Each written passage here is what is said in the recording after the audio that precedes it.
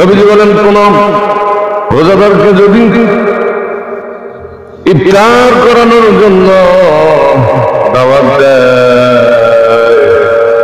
আর এরকম ভাবে সে যদি এরকম ভাবে ইফতারি করায়, আর যিনি দাওয়াত দিলেন যাকে ইফতার করাইলেন, কলান নবী সাল্লাল্লাহু আলাইহি সাল্লাম, মদিনার নবী বলেন, কাউকে যদি তুমি ইফতার করাও, সে সারাদিন যে রোজা রাখলো, রোজার যে সওয়াব হবে, ওই সওয়াবটা আল্লাহ রাব্বুল আলামিন তোমাকে দান করে দিবে। জোরে বলেন না সুবহানাল্লাহ। তুমি মেহমানদারি ইফতারি করানোর কারণে কিন্তু তার রোজার আমলনামা থেকে রোজার সওয়াব কমানো হবে না।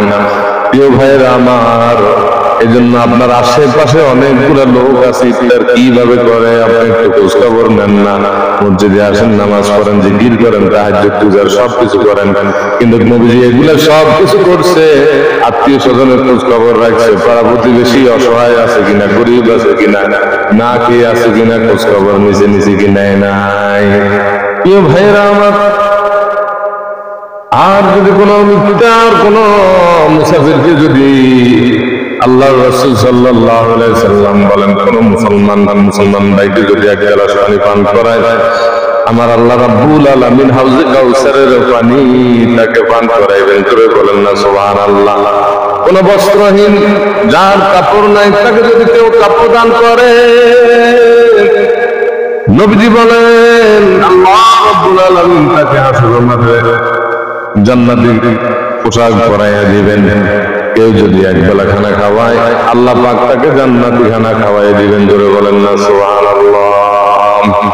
প্রিয় ভাইরা আমার, এই রমজান মাস হলো সহজ সবরের মাস, ভালোবাসার মাস, ভাতৃত্বের মাস।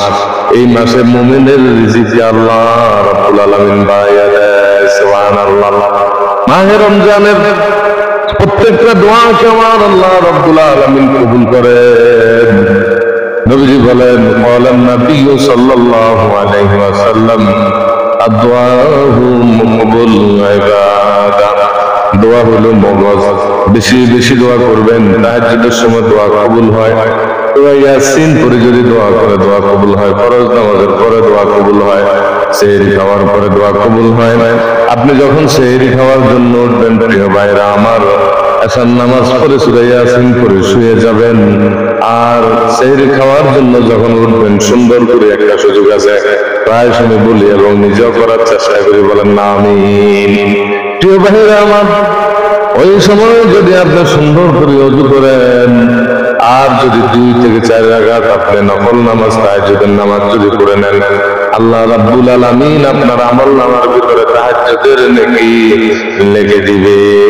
আর মা বোন যারা ঘুম থেকে উঠবেন, উঠার পরে যদি ওযু করেন, ওযু করার পরে যদি 2 রাকাত, 4 রাকাত, 6 রাকাত তাহাজ্জুদের নামাজ পড়েন, আমার আল্লাহ রাব্বুল আলামিন আপনার আমলনামায় তাহাজ্জুদের সওয়াব দিয়ে দিবে। এতে কোনো সময় লস হবে না। বেশি 6 থেকে 7 মিনিট সময় লাগবে 2 থেকে 4 রাকাত তাহাজ্জুদের নামাজ পড়তে। এরপরে যদি আপনি পাক শাক করেন, ওই অবস্থায় যদি আপনি জিকির করতে থাকেন, সুবহানাল্লাহ, আলহামদুলিল্লাহ, জবানের ভিতরে জিকির, অন্তরের ভিতরে ফিকির, আর হাতের মধ্যে যদি আপনি কাজ করেন, কাজের কোনো সমস্যা হবে না। কিন্তু জান্নাতের ভিতরে আল্লাহ রাব্বুল আলামিন নাজ নিয়ামত আপনার জন্য বানাইতেছে।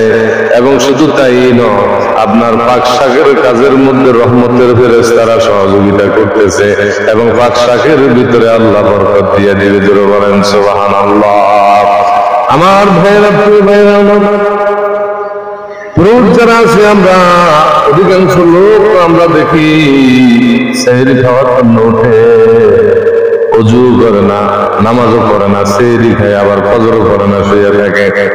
নবীজি বলেন, অনেক রোজাদার আছে হাসরের মাঠে উঠবে, তাদের একটা রোজা কবুল করা হবে না, তারা উপবাস অবস্থায় থাকবে। কন্যা যে রোজার ভিতরে আমল আছে, তাকওয়া আছে, জিকির আছে, তারপরে ভালোবাসা আছে, সদকা আছে, মায়া মমতা আছে, আত্মীয় স্বজনের হক আদায় করে, ওই রোজাটা সরাসরি লাআল্লাকুম তাত্তাকুন এবং ফরজগারি হওয়ার জন্য যে বিষয় আল্লাহ রাব্বুল আলামিন বললেন, এই গুণগুলো যদি কোনো বান্দা বান্দির ভিতরে থাকে, আমার আল্লাহ রাব্বুল আলামিন তাকে মুত্তাকিন বানাইয়া দিবেন।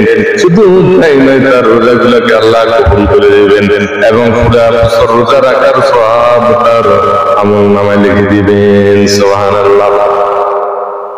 অনেক রোজাদার আমরা দেখি মাহে রমজানে রোজা রাখে, নিজের বোনের সাথে একটু খবর নেয় না, নিজের বোনের বাড়িতে একটু ইফতারি নিয়ে যায় না, নিজের অনেক টাকা পয়সা হয়ে গেছে, যদি বাচ্চা নিয়ে চলে, বোন অসহায় আরেক জায়গায় বিয়ে সাথে দিয়ে দিয়েছে, কিন্তু স্বামী বেচারা যা ইনকাম করে বউ বাচ্চা নিয়ে চলতে কষ্ট হয়। কিন্তু আপনি যে আপনার বোন অন্য জায়গায় বিয়ে দিলেন, আপনার তো হক আছে, আপনার দায়িত্ব, যেহেতু আপনার বাপ মৃত্যুবরণ করার পরে আপনার উপরে জিম্মাদারি এসে গেল, ভাই বোনের আত্মীয়র হক আদায় করতে হবে। আর আত্মীয়র হক যদি আদায় না করেন, নবীজি বলেন লা ইয়াদখুলুল জান্নাতু কাফারাত, আত্মীয়তা ছিন্নকারী জান্নাতে প্রবেশ করবে না। বলেন নাউজুবিল্লাহ।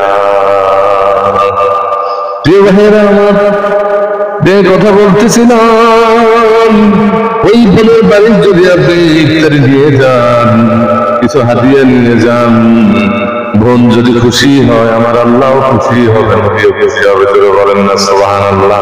কিন্তু 30টা রোজার ভিতরে আপনি তো একবারও যান না। এমন লোক আছে আলহামদুলিল্লাহ প্রতিদিন যায়, বলেন না সুবহানাল্লাহ। সব মানুষ তো আর এক হয় না।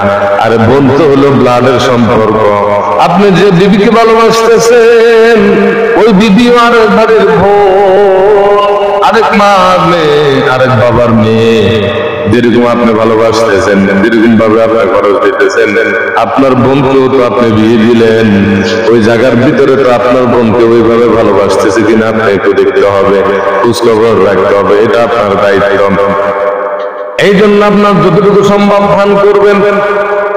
এই মাসের ভিতরে কামাই নেক আমল কামাই করার সুযোগ কুরআনুল কারীমকে হাতে সামনে রাখি আমি বলতেছি, প্রিয় ভাইয়ের আমার মুসলমান, মাহে রমজান মাসে যদি আমরা আমল করি, 12টা মাস ইবাদত করলে যে সওয়াব হবে, ওই সওয়াব আল্লাহ রাব্বুল আলামিন আমল নামে লিখে দিবে। বলুন না সুবহানাল্লাহ।